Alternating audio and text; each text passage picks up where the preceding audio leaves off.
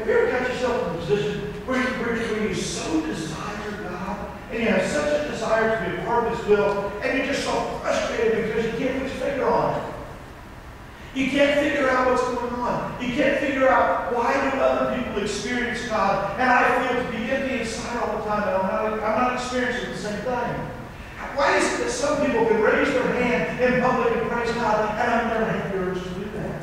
Why is it that people can take off time from work and go on a mission project and come back after they've been sleeping on the floor, taking showers with 100 total strangers, working up on roofs and sweating, and times when even contractors who get paid good money don't get on the roof? Why do those people do those things and come home always happy, and I always come home angry? I just want to feel and experience God. I think we can learn something from the life of Moses today. The life of Moses has taken a strange turn. He's already been to Egypt because he was found there by one of Pharaoh's daughters who took him in from the basket in the river. And he had grown up in Pharaoh's court, but somewhere along the line, Moses had taken a turn. He had killed an Egyptian soldier who was beating an Israelite slave. And because of that, it says that he had to leave Egypt. He had gone to the land of Midian. He had become a shepherd with his father-in-law. His life was just like he needed for it to be. I think that Moses really just enjoyed doing what he was doing. And I think he was settling in. He was getting close to 80 years of age at that point.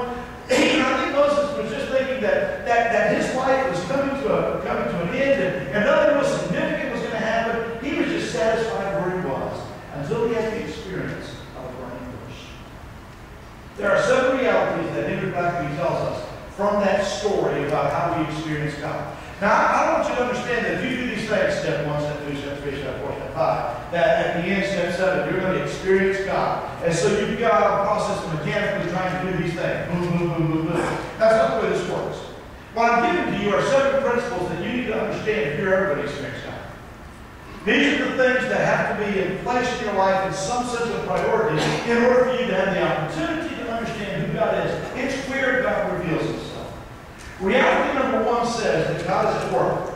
In Exodus chapter 2, verses 22 to 25, it begins not with Moses seeing a need in Egypt and having a desire to go back there and do something about it. It begins with God hearing the cries of the Israelites in Egypt. It begins with God already aware of what's going on down in Egypt. He's already there. He's already hearing. He's already working. He's already preparing the way for what's about to happen.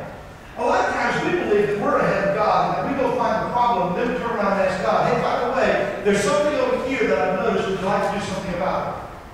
We need to understand that God is already working in our world. He's already aware of what's going on around us. He's already doing the things that He needs to do. And instead of trying to bring God to our realm, what we need to do is find out where God's at work and go where He is.